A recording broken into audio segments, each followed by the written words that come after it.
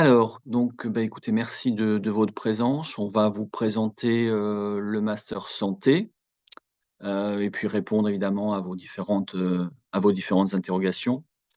Heu, Master droit de la santé. master droit de la santé, oui, de la santé, hein. Donc master droit de la santé, donc une formation en 2 ans.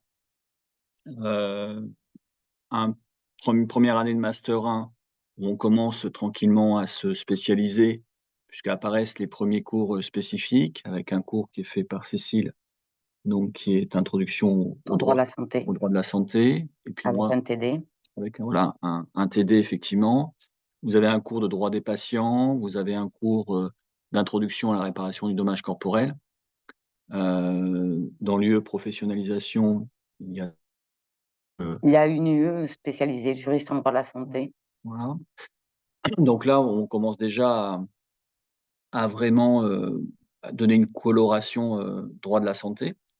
Et puis en master 2, en revanche, là, pour le coup, vous faites que du droit de la santé avec, 2 aspects. Un aspect plutôt, établissement, direction d'établissement, gestion, encadrement, établissement de santé, établissements médico-sociaux et puis une autre branche qui est plutôt, sur les aspects, droit des patients, mais indemnisation, responsabilité médicale, pour ceux qui se dirigent vers tout ce qui est avocat ou, éventuellement, compagnie d'assurance pour en tant que régleur de sinistres, voire, les associations de victimes ou les choses comme ça. Voilà. Donc c'est une démarche qui est progressive entre le M1 et le M2. Vous avez les maquettes des cours, hein, qui sont Oui, sur le site, hein, donc je ne sais pas si c'est on les présente parce que de toute façon vous pouvez les trouver, sans nous relativement facilement. Donc le M1, c'est vraiment un M1 classique, hein, qui est construit comme les autres en termes de volume horaire, en termes de. Le M2, il est un petit peu plus original parce que vous n'avez cours qu'une semaine par mois, parce qu'on veut, essayer de favoriser l'insertion professionnelle avec des stages ou des contrats de professionnalisation parce que le M2 est éligible au contrat de professionnalisation. On en a quelques-uns tous les ans, autour de 4-5, hein, mmh sur une promo. Un contrat pro, ça dure 6 mois, pardon, pas 6 ans. Heu, donc sur toute l'année quasiment, vous pouvez être en contrat de c'est un professionnalisation un peu ou en plus que stage. 6 mois, je pense Maintenant, maintenant. c'est un peu plus de 6 mois. Je Bon. pense que c'est 8 mois. Ah 8 mois, OK. Bon, bah, voilà, donc ça vous suit en fait toute l'année. Donc là, l'organisation, elle est un peu originale par rapport à ce que vous avez connu, jusqu'à présent, mais ça, c'est en M2. Et si Oui, vous n'êtes pas en contrat de professionnalisation, le stage est d'une durée, minimale de 2 mois. voilà. Ouais, c'est un stage, obligatoire, on va dire. On vous rappelle également que dès lors que vous validez le M1 droit de la santé, vous êtes, accepté de droit dans le M2 droit de la santé. En revanche, si vous ne faites pas le M1 droit de la santé, vous pouvez candidater dans le M2. Mais évidemment, le nombre de places est extrêmement limité parce que la capacité d'accueil est en très grande partie, absorbée par les étudiants qui viennent du M1 droit de la santé. Parce que la capacité d'accueil en M1, elle est de 30 et en M2, elle est également de 30. Donc il faut qu'il y ait quelques étudiants qui se réorientent, des étudiants qui redoublent pour libérer des places en master 2. Donc c'est pas obligatoire de faire le M1 santé pour aller dans le M2. Maintenant, il est certain que c'est la voie qui est, la plus conseillée et la plus certaine. Heu Bah, sur la Oui. formation, je pense qu'on a fait le tour, sauf si vous voulez plus de détails sur les matières ou sur, lieu de professionnalisation du juriste en droit de la santé ou sur le M2, sur les, possibilités de stage. Après, sur la formation, comme vous l'a dit Laurent, hein, c'est accessible, sur le site de la faculté de droit. Au niveau de la sélection, parce que je suppose que ça vous intéresse, c'est ce Mmh. qui vous intéresse, donc la sélection pour entrer dans le M1, heu, on fait ça donc par la plateforme, qui nous envoie vos dossiers, c'est-à-dire CV, lettre de motivation et résultats obtenus depuis la première année. On se titulaire d'un stage, parce que c'est compliqué de faire un stage quand on est en licence, parce que, bah, nous, nos partenaires, par exemple, sont obligés, de prendre des étudiants de master 1 ou de master 2, donc bah, ils ont plus beaucoup de place pour les étudiants de licence. Donc si vous avez fait un stage, c'est bien, mais bien évidemment que c'est pas une condition, impérative pour, intégrer le master. On essaie de comprendre, c'est pourquoi vous dirigez vers le santé, en fait. Ce qui nous intéresse, c'est de ne pas avoir, d'étudiants qui arrivent là, finalement, sans réel projet, ou candidater un petit peu partout en essayant d'attraper un master 1. Donc on comprend évidemment vos stratégies, hein, de candidater dans plusieurs formations. Mais l'idée, c'est de comprendre pourquoi vous voulez faire un master 1. Quel est votre projet, professionnel, derrière cette volonté d'intégrer, notre master? Donc on est, attentif finalement à vos explications. Donc les lettres de motivation sont assez importantes. On regarde pas en détail toutes les notes, hein, on va pas faire tous les PV. On regarde les matières, fondamentales généralement, c'est-à-dire les matières à TD. Évidemment, on va pas vous reprocher de jamais avoir fait le droit de la santé parce qu'en licence, il y a pas de matière spécifique. Mais, pour avoir une idée de votre niveau global, ben voilà, on regarde, mental et les notes de TD pour voir votre niveau et votre sérieux et votre implication dans les études. Et on essaie, voilà, on ajoute la lettre de motivation et ça nous donne une idée de votre profil et puis à partir de là, on fait un classement, hein, avec une, très longue liste d'attente, hein, parce qu'on a beaucoup de dossiers. On a environ, 600 demandes, hein, Mmh. donc 600 demandes pour 30 places. Alors ça peut paraître, énorme, hein. Bon déjà, il y a d'autres masters qui ont encore plus de demandes, mais sur les 600 en question, il y en a beaucoup qui ont candidaté, là, mais sans réelle conviction en fait. Candidaté dans tous les masters pour espérer être pris quelque part. Des candidats qui sont très bons et qui candidatent dans les masters santé parce que c'est ce qu'ils veulent faire, mais comme ils sont très bons, ils seront pris dans le master santé de leur faculté, donc ils iront dans le master santé de leur faculté. Donc nous, on peut pas ne pas le prendre dès lors que le dossier est extrêmement bon, mais ça veut dire que ces candidats-là iront finalement, ailleurs et donc faut pas que vous soyez désespérés si dans un premier temps vous êtes loin sur la liste d'attente parce qu'on voit tous les ans, que ça remonte finalement, assez vite et on descend assez bas sur la liste d'attente, hein. Je n'ai plus en tête mais on doit faire une liste d'attente de plus de 100 ou 120, candidats, non? C'est ça? Ah ouais, ouais, moi je Donc, vous voyez, si vous et l'année dernière, quasiment ceux qui étaient en quand on met pas quelqu'un sur une liste d'attente, c'est qu'on estime que la personne n'a pas le profil ou pas le niveau. Quand on vous met sur la liste d'attente, bah, ça veut dire qu'on estime que oui, vous pouvez, entrer dans le master 1, mais qu'il y a des candidats qui sont un petit peu meilleurs que vous. Et ces candidats-là vont pas forcément venir dans ce master 1. Donc, je répète, faut pas vous parce qu'on reçoit des mails, disant, «Voilà, je suis loin, qu'est-ce que vous pensez?» et cetera. J'ai Même si vous êtes loin, vous avez quand même de bonnes chances, d'intégrer le M1. Donc faut pas se désespérer avec ce phénomène de liste d'attente qui peut être un petit peu, anxiogène dans un premier temps. alors on n'a pas dit, mais le quand on parle du profil, hein, le master, bien évidemment, il est ouvert aussi bien aux publicistes qu'aux privatistes, Mmh. puisque le droit de la santé, ignore la distinction, droit public, droit privé. Donc, quel que soit votre parcours, heu, alors c'est vrai que, peut-être le seul parcours où il faut nous expliquer la cohérence, c'est quand vous faites le parcours, entreprise. Mmh. Et encore que maintenant avec, les laboratoires pharmaceutiques, on peut très bien comprendre aussi cette démarche-là, hein, mais il y a pas de il y a pas de prime aux publicistes ou de prime aux privatistes. C'est vraiment ouvert aux 2. On a traditionnellement beaucoup plus de privatistes que de publicistes, mais au volume d'étudiants au départ. C'est-à-dire que l'organisation de notre faculté fait qu'il y a plus de privatistes que de publicistes, donc il y a une disproportion, mais en fait, on va retrouver, en M1, sur une échelle de 30 étudiants, la proportion qu'on a dans le cycle licence. Donc il y aura pas beaucoup de publicistes, mais c'est représentatif du nombre qui sont, en licence.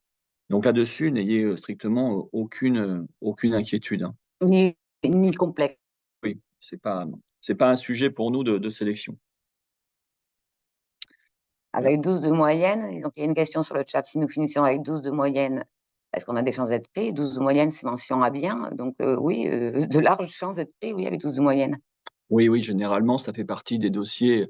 Alors, on va avoir d'excellents dossiers à 15-16, alors si le 15-16 en question, c'est une étudiante ou un étudiant bordelais, bah, peut-être qu'il a postulé dans d'autres M1 et puis, si c'est un étudiant, bah, qui a postulé dans le M1 santé, bah, évidemment, il sera pris dans le M1 santé. Mais si c'est un étudiant qui est extérieur à la fac, à 15-16, il sera pris, je le répète, dans sa fac. Donc il ne viendra pas. Donc nous, les étudiants, quand on classe, on prend ces dossiers-là, qui sont honnêtement pas forcément la majorité, mais à 12, oui, c'est des dossiers qui sont pris. Voilà. On côté de ça, là, je répète, la cohérence de la demande par rapport au niveau, mais 12, oui, c'est en En master 1 droit. principe, oui. Est-ce qu'on prend en compte une moyenne de toutes les années de licence?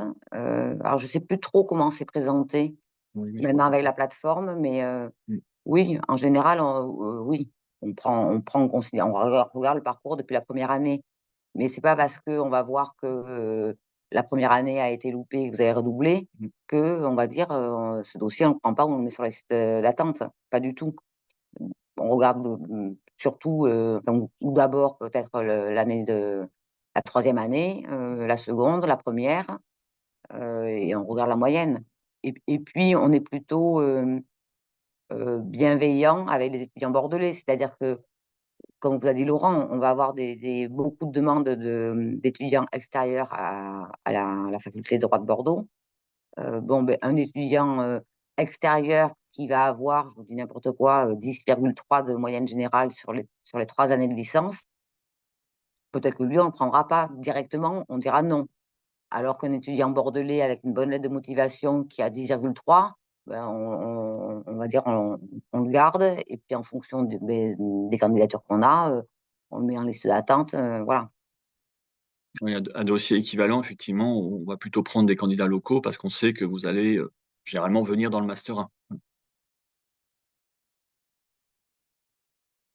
Est-ce que vous avez d'autres questions? Vous pouvez Et les et on regarde la progression, voilà, sur vos années. Je fais me Alors, on a monsieur Ben Slimane qui, voilà, hop, est apparu et disparu. Est-ce que vous avez des questions? Alors évidemment, on peut vous dire d'autres choses, hein, sur ce master, mais l'idée, souvent ce qu'on vous dit, c'est des informations qui sont disponibles. Donc l'idée, c'est peut-être plus que vous puissiez nous poser des questions dont vous n'avez pas forcément les réponses sur les différents sites, sur les plaquettes de diplômes. Si on est réorienté, est-ce que vous regardez les notes avant la réorientation aussi? Heu, non, c'est des dossiers, enfin, tout dépend, la réorientation, si c'est, comment dire? Si ça nous donne une information, j'en sais rien, vous étiez en études de santé par exemple, vous avez fait une première année, vous l'avez, validée ou pas validée, vous êtes passé ensuite en droit. Bon, on peut jeter un coup d'œil là-dessus, mais parce qu'on voit santé, on regarde ce que c'est. Si vous avez fait une formation antérieurement qui est tout à fait différente, pour nous, c'est pas déterminant, hein, parce que je vois pas bien ce qu'on pourrait en tirer. Donc on Après, c'est à vous aussi de nous orienter dans votre lettre de motivation. C'est-à-dire que si, vous avez fait, je sais pas moi, une licence de philo avant, si vous voulez qu'on s'y intéresse, dans votre lettre de motivation, il faut nous en parler et à ce moment-là, on se dira: «Tiens, pourquoi il nous parle de sa licence de philo? Ah oui, on comprend et parce qu'il a eu sa licence de philo avec 18 de moyenne générale». Si vous attirez pas notre attention là-dessus dans votre lettre de motivation, il y a pas de raison qu'on aille voir les notes que vous auriez pu avoir dans une autre discipline que la nôtre.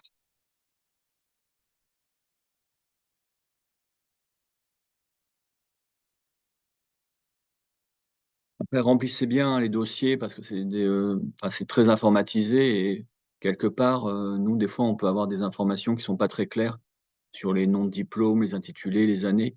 Donc faites bien attention à ce que vous écrivez parce que nous, l'information que l'on a, en fait, c'est une espèce de tableau Excel avec des moyennes, des noms, des choses comme ça. Après, on va entrer dans votre dossier pour, voir si ce dossier pour aller chercher des informations à l'intérieur. Mais des fois, s'il est mal rempli en amont, bien, c'est un dossier qu'on peut, par exemple, écarter parce que, il y avait quelque chose pour nous qui était important, on ne le trouve pas, donc on regarde pas. Voilà. Donc, les 600 dossiers, on va pas ouvrir forcément les 600 dossiers. Il y a des dossiers, si vous voulez, le tableur nous fait une espèce de présélection de dossiers avec des critères que nous avons prédéterminés, et puis sur les 600 pardon, il y en a peut-être 200 qui vont être retenus et c'est dans ces 200-là qu'on va étudier précisément. Voilà, il y a peut-être 400 qu'on n'ouvrira pas parce que le profil est pas du tout adapté, parce qu'il manque une pièce, hein, et il y a pas de lettre de motivation, par exemple. Bah, honnêtement, il y a pas de lettre de motivation, on va pas forcément aller voir, nous, le dossier s'il manque des pièces. Avoir fait une passe et non une réelle L1 de droit impacte-t-il négativement la sélection? Heu, non, parce que, quand vous avez fait une passe et donc j'imagine le schéma, c'est vous êtes passé directement en L2, ça veut dire que vous avez validé votre première année de passe, donc vous avez une équivalence. Vous avez une équivalence, on estime que, vous c'est comme si vous aviez, la L1.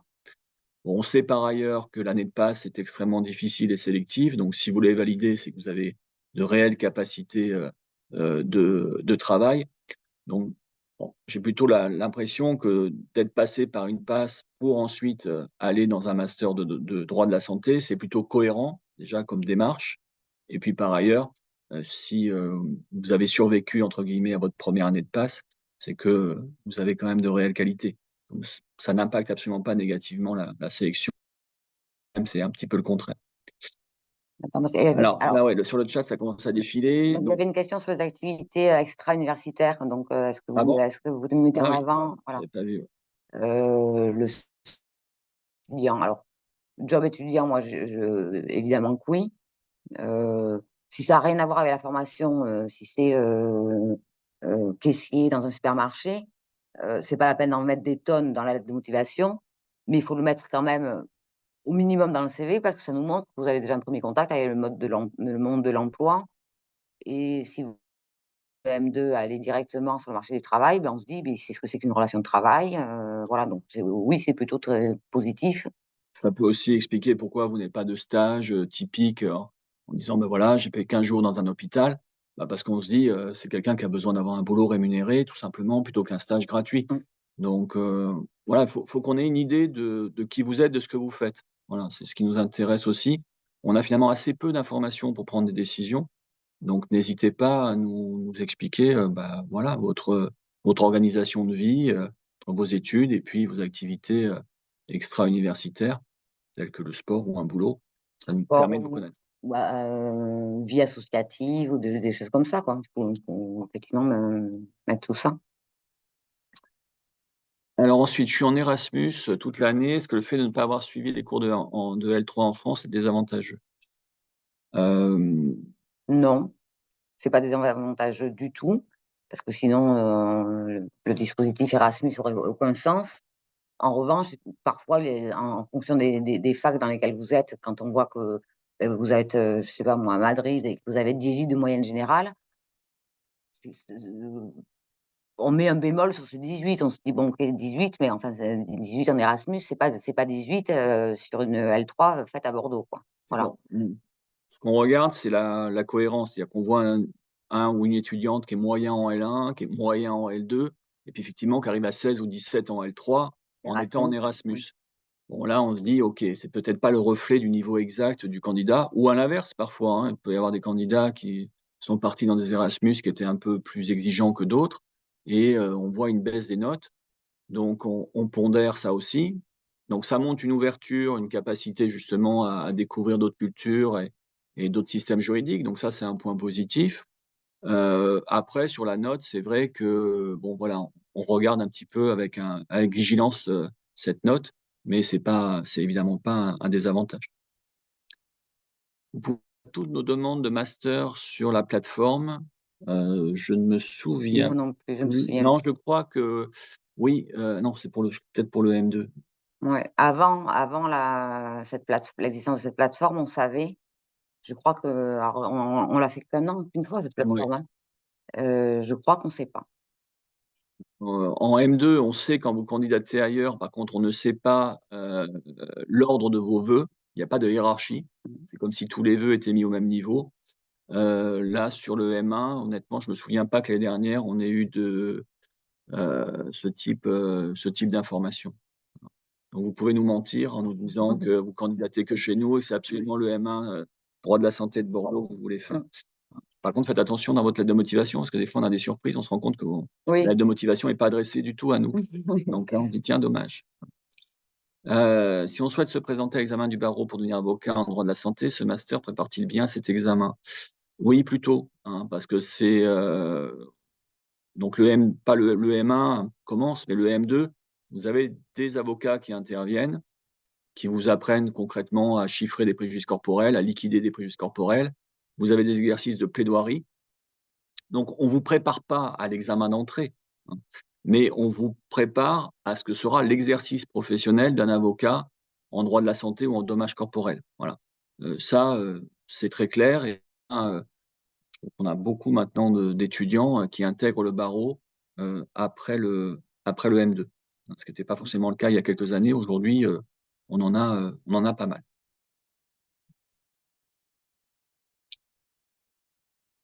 Heu, Si on met en avant les Voilà, activités extrascolaires, on a déjà parlé ça.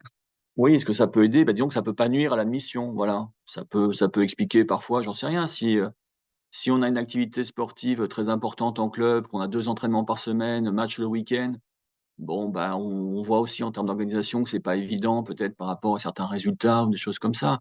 Si on a un job et que, bah, on n'a pas pu assister à tous les cours, ça peut expliquer certaines choses.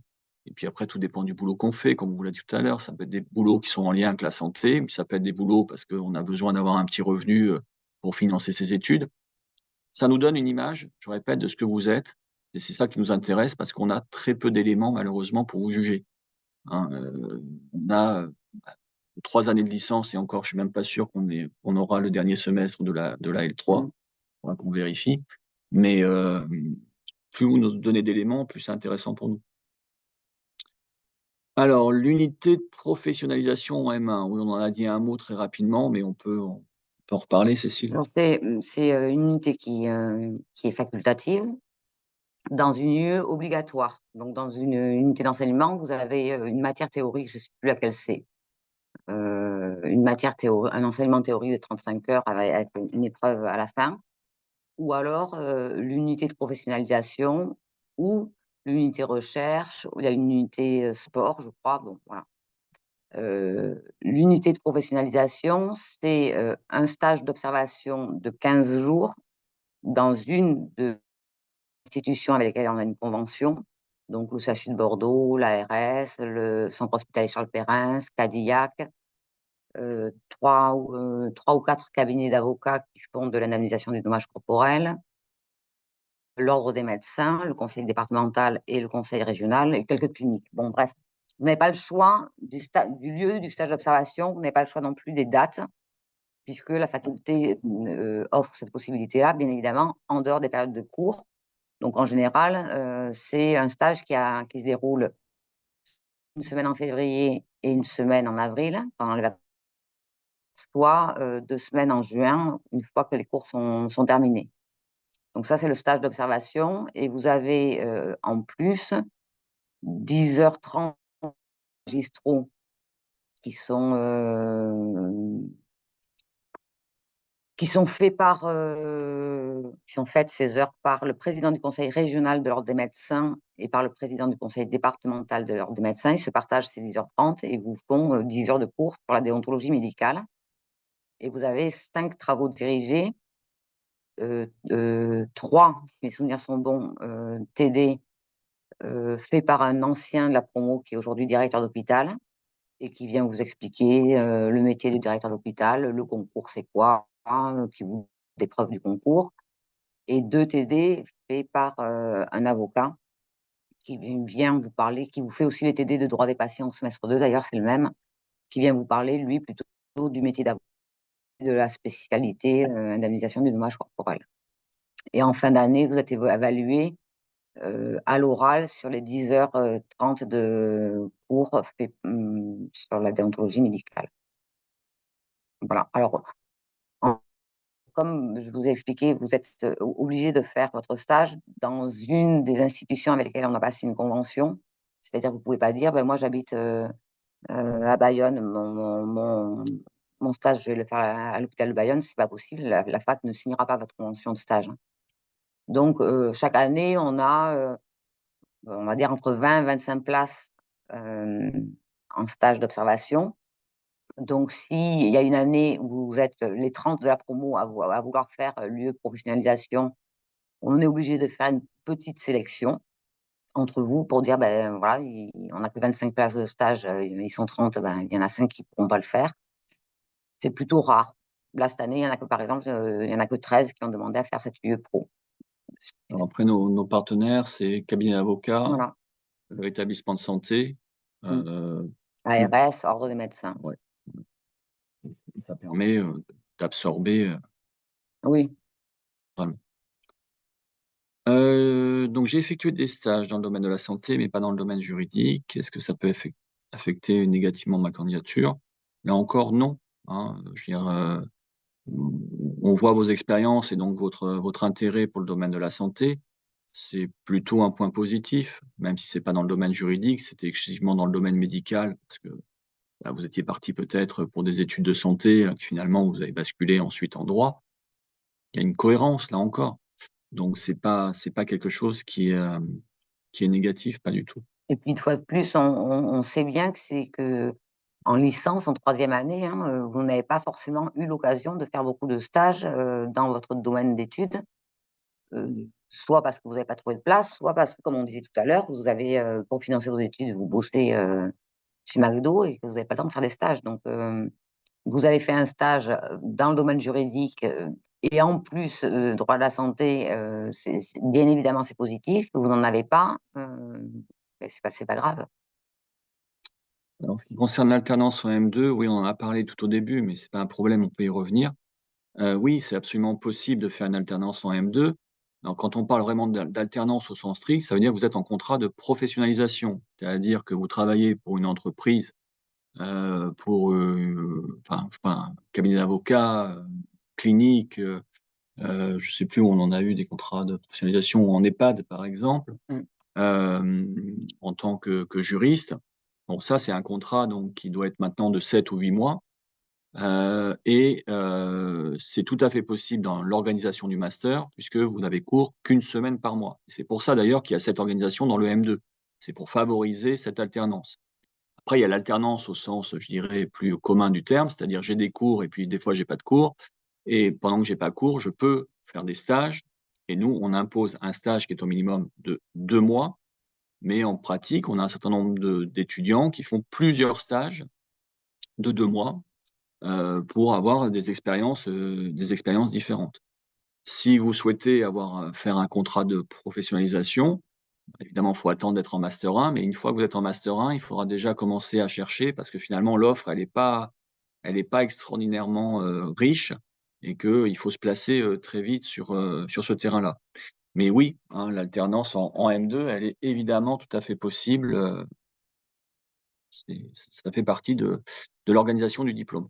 On fait intervenir en M1, une des responsables du service de formation continue qui vient vous expliquer donc en début d'année les démarches à faire pour chercher un contrat pro pour l'année suivante.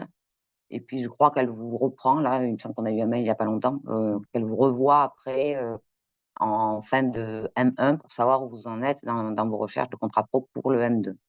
Donc elle est là pour vous aider aussi, à essayer de trouver un contrat pro.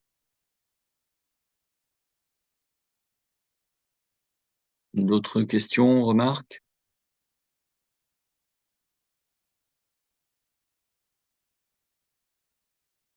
Et en M2, vous avez un mémoire à faire.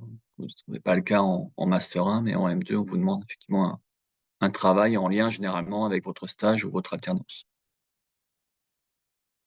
Et en M2, vous avez aussi une unité d'enseignement qui s'appelle pratique, du droit à la santé, où on vous fait travailler sur différents projets en lien, avec la clinique du droit.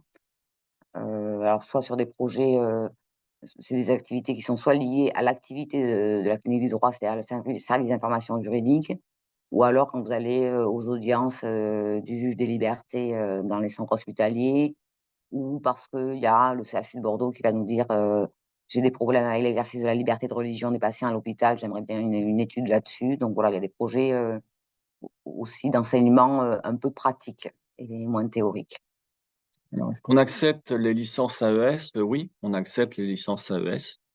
Heu, Comme voilà, les autres, voilà. comme les autres, ouais, il y a pas du tout de discrimination, par rapport à ça. Faut c'est vrai que vous basculez dans un M1 qui est, très juridique, voilà. Donc faut avoir un niveau de droit en AES qui est quand même, raisonnable, on va dire, pour pouvoir, arriver à suivre en master 1. Mais c'est pas un c'est le niveau qui va être discriminant, en fait, c'est pas la nature de la licence. Pour la préparation du mémoire, il faut combien de temps pour le préparer à peu près? Alors je répète, le mémoire, c'est uniquement en master 2, hein. C'est-à-dire que et vous avez toute l'année, c'est-à-dire que généralement nos étudiants, ils voilà, la rentrée c'est septembre, ils commencent à réfléchir un peu à un sujet en fonction vers, décembre, janvier On et leur demande en ouais, général, on leur demande de vous donnez le sujet donner le sujet et l'enseignant-chercheur qui les suit, soit avant Noël, soit juste après. et donc à partir de là, il vous reste, 5-6 mois pour travailler à peine, ouais, 5 mois pour travailler sur votre mémoire. Mais je répète, le rythme du diplôme de M2 n'est pas le rythme du M1. Vous avez quand même un peu plus de temps pour vous, en raison justement de cette organisation particulière, d'alternance entre cours et stage ou, contrat pro. Donc, voilà, c'est quelque chose qui est pas bon, nos étudiants arrivent généralement sans trop de problèmes à faire leur mémoire. Sachant que les cours se terminent en plus généralement nous, au plus tard mi-avril, Ouais. heu et les soutenances on les fait, fin mai, début juin, je crois. C'est plutôt, le mémoire est à rendre fin mai et les soutenances ont lieu, Ouais. on va dire première quinzaine de juin. Donc ça veut dire qu'à partir de la mi-avril, vous n'avez plus aucun cours consacré pleinement à votre mémoire, pour nous le rendre fin mai et pour une soutenance qui aura lieu début juin. Et puis vous êtes débarrassé des examens parce que les examens du semestre 1 ont lieu, avant Noël Mmh mh. et les examens du semestre 2 ont lieu, là cette année, je crois que c'est la semaine du 24 avril. Donc voilà, ça Au veut dire pire que du pire, il vous reste tout le mois de mai tout le mois de tranquille voilà. pour travailler sur votre mémoire. Bon évidemment, il ne faut pas attendre le mois de mai, mais vraiment la dernière phase, on va dire de rédaction, vous pouvez faire ça, tranquillement, au mois de mai. Donc c'est pas un problème pour, généralement pour les étudiants et on a un prix d'ailleurs, du meilleur, mémoire qui est décerné tous les ans, qui permet la publication de ce travail par un éditeur.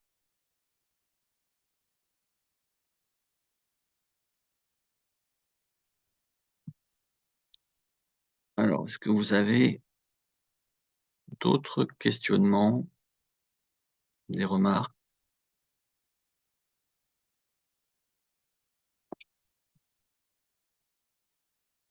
Non?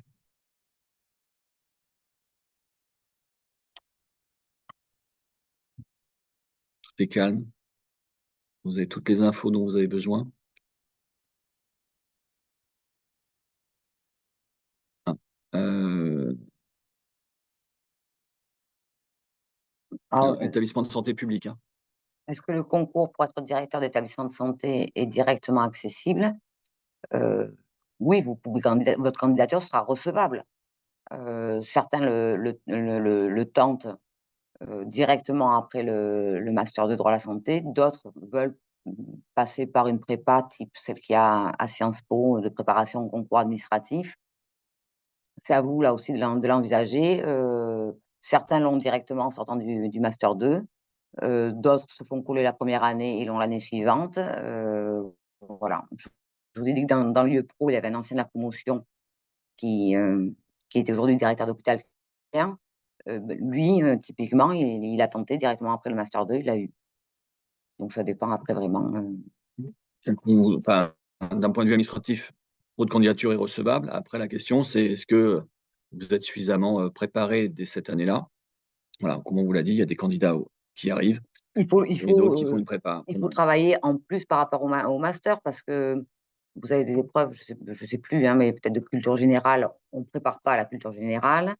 Vous avez une matière peut-être de droit public, moi on va pas vous faire, on fait du droit hospitalier, du droit des établissements de santé, y compris, des établissements publics de santé, mais enfin ça n'exclut pas d'aller revoir un peu le le droit administratif ou les voilà, ou les choses comme ça. si vous bossez un petit peu plus en parallèle, vous pouvez le tenter, dès la sortie du Mmh. M2. Sans bosser en plus, c'est peut-être un petit peu juste parce que ça a quand même des concours qui sont, très, très sélectifs. Ça reste un concours, administratif, donc il faut bosser de votre côté, revoir, un peu les quelques matières de droit public. Mais si vous êtes, prise en M1, voilà, vous avez un des intervenants du M1 qui est un ancien du M2 et qui est directeur d'hôpital aujourd'hui, donc il sera tout à fait à même de répondre à vos questions sur, par rapport à ça. Et on a, je sais pas maintenant, peut-être d'étudiants qui ont eu ce concours. On doit être à 4-5 peut-être? Oui, 4-5, sachant qu'il y en a pas non plus Il y en a pas beaucoup qui le tentent, qui hein, tentent, voilà. voilà. C'est-à-dire que finalement, le taux de réussite pour nos étudiants, Mmh. il est assez élevé, Mmh. parce que la majorité de la promo va se diriger vers d'autres concours ou d'autres métiers.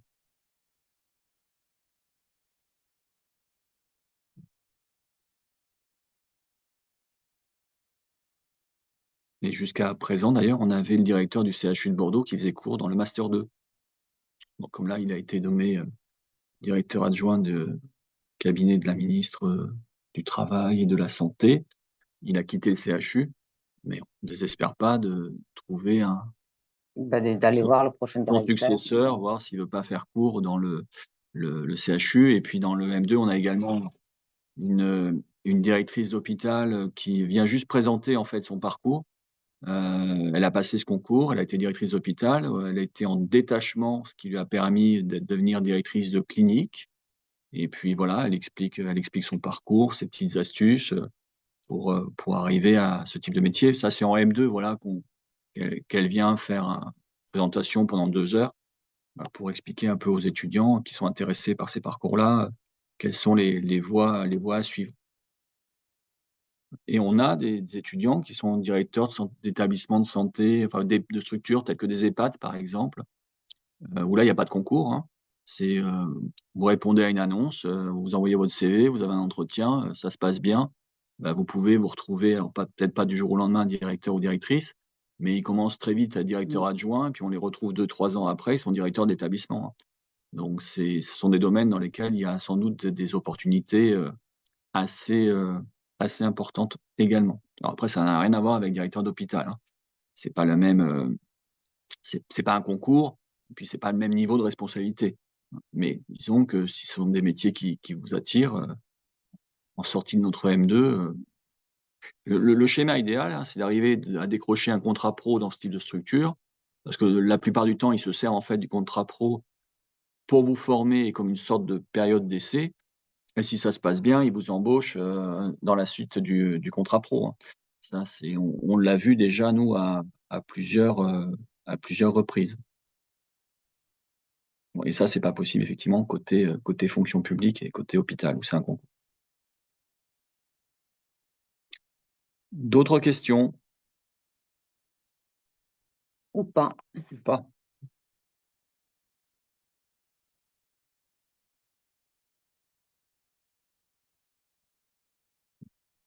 Rien ne bouge. Bon, ben, on va vous laisser à vos occupations et retourner aux nôtres.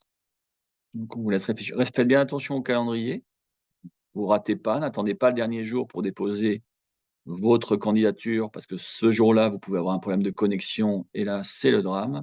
Donc, vous préparez bien les pièces, vous regardez les pièces dont vous avez besoin et puis, faites ça de manière la plus, sereine possible et en espérant qu'on vous retrouve, en M1, l'année prochaine.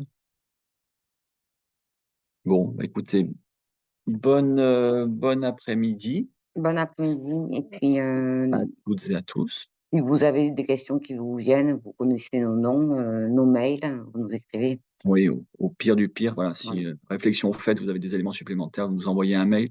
Essayez de nous envoyer un mail à tous les 2 en même temps. C'est-à-dire que, vous envoyez un mail à Cécile, vous me mettez en copie, vous m'envoyez un mail, vous mettez Cécile en copie.